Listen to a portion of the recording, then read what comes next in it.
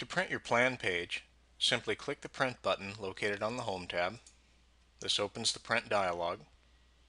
Inside the Print dialog you have three options, one being to print the current view, which is set to the current zoom level, print all visible items, or print the image only. With the top two choices, you can also select multiple pages just by checking the boxes of what you want to print. Once you've made your selections, go down to your printer setup. It should have pulled in your default Windows printer. If you want to choose a different printer, simply click the Setup Printer button.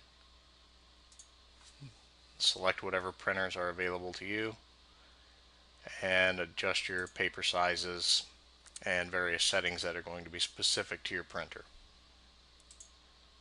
Once you have your printer selected, simply hit the Print button.